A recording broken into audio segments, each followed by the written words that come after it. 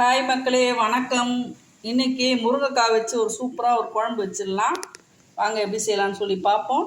கண்டிப்பாக ஏதோ இந்த சீசன் டைமில் நம்மளுக்கு திடீர்னு முருங்கைக்காய் நிறைய கிடைக்கும். மரம் இருந்துச்சுன்னா கண்டிப்பாக என்ன பண்ணுறதுன்னு சொல்லிட்டு யோசிச்சுட்டு இருப்பாங்க. இந்த மாதிரி ஸ்டைலில் ஒரு முறை குழம்பு வச்சு பாருங்கள், ரொம்பவே சூப்பராக இருக்கும். நான் ஒரு 7-8 காய்கிட்ட கட் பண்ணி முதல்ல நல்லா சுத்தமாக கழுவிட்டு கட் பண்ணி பிளேட்டில் வச்சுருக்கேன். இது கூட போடுறதுக்கு 2 உருளைக்கிழங்கு தோல் சீவி தண்ணியில் போட்டு வச்சுருக்கேன் கட் பண்ணி. அடுத்து ஒரு 1/4 முடி தேங்காய் துருவல், இஞ்சி பூண்டு 2 பச்சை மிளகா, கொஞ்சம் சோம்பு வச்சு நல்லா மிக்சியில் நைஸாக அரைச்சி வச்சுருக்கேன். 2 டீஸ்பூன் கார மிளகாத்தூள், 2.5 டீஸ்பூன் மல்லித்தூள். அடுத்து தாளிக்கிறதுக்கு ஒரு வெங்காயம் பொடியாக கட் பண்ணி வச்சுருக்கேன். ஒரு கொத்து கருவேப்பிலை. இது வெங்காயம் தக்காளி இது ரெண்டுத்தையும் லேசாக வதக்கிட்டு நம்ம அரைச்சிக்கலாம். எப்படி செய்யலான்னு சொல்லி பார்ப்போம் வாங்க. ஒரு கடாயை வச்சு 2 டீஸ்பூன் அளவு நல்லெண்ணெய் ஊற்றிருக்கேன். எண்ணெய் காயட்டும். வெங்காயத்தை எடுத்து போட்டுக்கலாம். கருவேப்பிலையை போட்டுக்கலாம். லேசாக வதக்கி விட்டுருவோம். இது வதக்கி அரைக்கிறதுக்கு தான், அதனால் லைட்டாக வதக்கினா போதும்.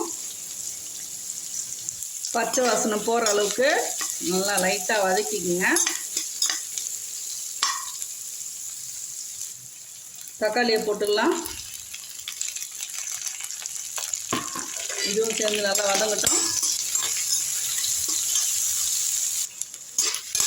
நல்லா வதங்கிடுச்சுங்க. இப்போ இது ஒரு ஓரமாக இருக்கட்டும். அடுத்து குக்கர் வச்சுக்கலாம். கொஞ்சமாக நல்லெண்ணெய் ஊற்றிப்போம். எண்ணெய் காயட்டும். எண்ணெய் நல்லா காய்ஞ்சிருச்சு. கடுகு போட்டுடலாம். சோம்பு போட்டுடலாம்.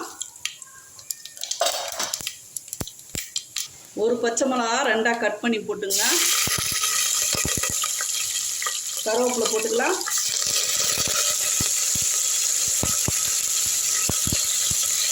வெங்காயத்தை போட்டுடலாம். நல்லா வதக்கி விட்டுருங்க. வதங்கிட்டே இருக்கட்டும். அதுக்குள்ளே நம்ம தக்காளி வெங்காயம் நல்லா நைஸாக அரைச்சிட்டு வந்துடலாம். ஜாரில் போட்டாச்சு, அரைச்சிடலாம். நல்லா அரைச்சாச்சுங்க. உங்களுக்கு ஒரு டிப்ஸு சொல்கிறேங்க. நம்ம வீட்டில் கார சட்னி காலையில் செய்வோம். தக்காளி வெங்காயம் போட்டு நம்ம காஞ்ச மிளகா போட்டு கார சட்னி செய்வோம். இதே ஸ்டைலில் செய்வோம்.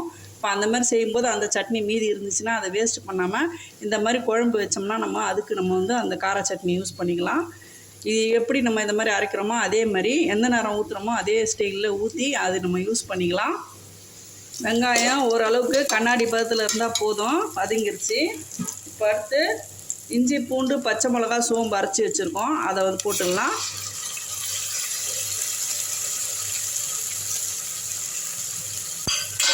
பச்சை வாசனை போகிற அளவுக்கு நல்லா வதக்கி விட்டுருங்க.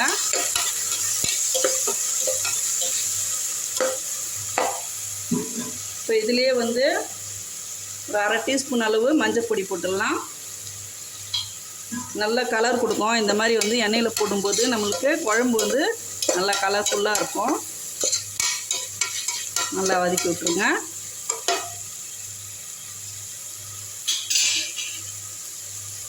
அடுத்து இந்த கார மிளகாத்தூளும் தனியாத்தூளும் இந்த எண்ணெயில் போட்டுடலாம். இதையும் சேர்த்து நல்லா வதக்கி விட்டுருங்க.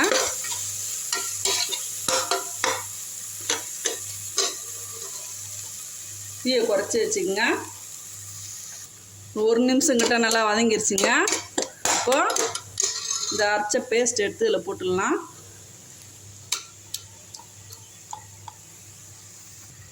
நல்லா வதக்கி விட்டுருங்க. இதையும் சேர்த்து எல்லாம் சேர்ந்து நல்லா வதங்கட்டும்.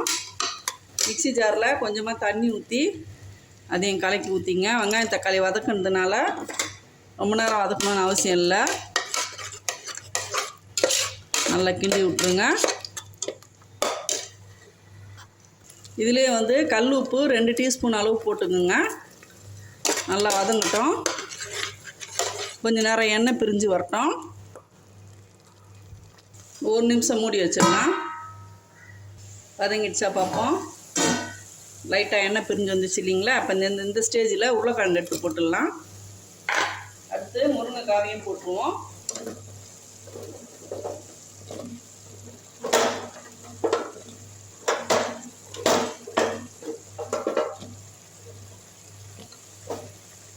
இப்போ நல்லா வதக்கி விட்டுருங்க.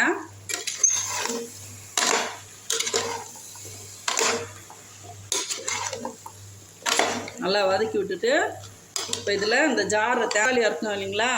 அந்த ஜார் ஃபுல்லாக ஒரு ஜார் அளவுக்கு தண்ணி ஊற்றிடலாம். இதை நல்லா கலக்கி விட்ருங்க. நீங்கள் வந்து தண்ணி பார்த்து வச்சுக்கோங்க. நான் ஊற்றின அளவு வந்து கரெக்டாக இருக்கும். உங்களுக்கு இன்னும் கொஞ்சம் தண்ணியாக வேணுனாலும் தண்ணி ஒரு டம்ளர் அளவு ஊற்றிக்குங்க. இப்போ குக்கரை வந்து க்ளோஸ் பண்ணிவிடுங்க. க்ளோஸ் பண்ணிவிட்டு கரெக்டாக வந்து 2 விசில் விட்ட பிறகு ஆஃப் பண்ணிவிடுங்க.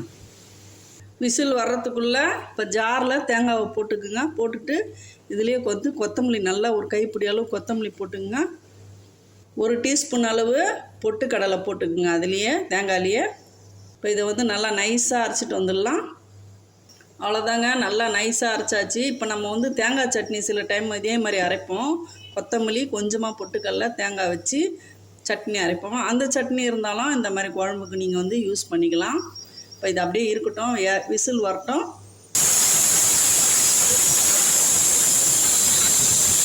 ரெண்டாவது விசில் வரப்போகுதுங்க, ஆஃப் பண்ணிடலாம். 2 விசில் வந்து முடிஞ்சிடுச்சு. கேஸ் ஆஃப் பண்ணிடலாம். அப்படியே இருக்கட்டும். ஃபுல் ஏர் போன பிறகு திறந்து மசாலா ஊற்றிடலாம். ஏர் போயிடுச்சா பார்ப்போம்.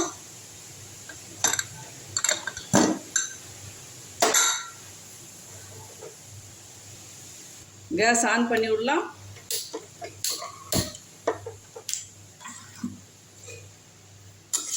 முருங்கைக்காய் நல்லா வெந்துருச்சு.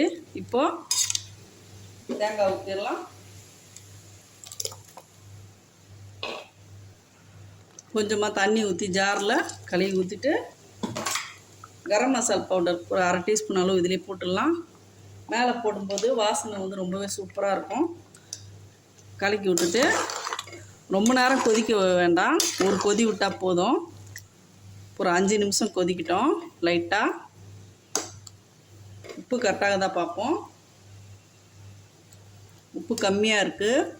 ஏற்கனவே 2 டீஸ்பூன் அளவு போட்டேன். இப்போ வந்து ஒரு டீஸ்பூன் போடுறேன். குழம்பு ரொம்பவே சூப்பராக இருக்குங்க. டேஸ்ட் அவ்வளோ அமங்கலமாக இருக்குது.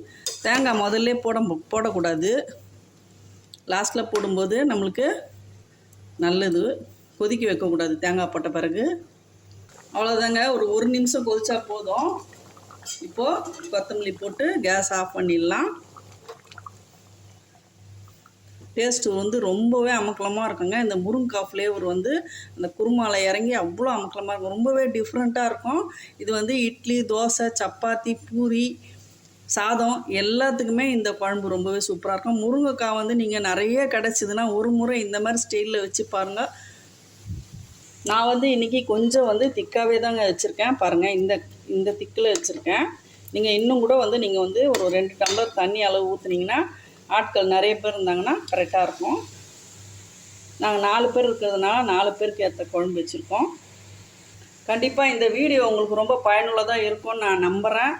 கண்டிப்பாக செய்துட்டு நீங்கள் வந்து இந்த எப்படி வந்துச்சுன்னு சொல்லிட்டு நீங்கள் கமெண்டில் சொல்லுங்கள். நீங்கள் வந்து கமெண்டில் சொன்னீங்கன்னா தான் எனக்கு அது வந்து மோட்டிவேஷனாக இருக்கும். வீடியோ பிடிச்சிருந்தா ஒரு லைக் பண்ணுங்கள், ஷேர் பண்ணுங்கள், சப்ஸ்கிரைப் பண்ண மறக்காதீங்க. தேங்க்யூ மக்களே.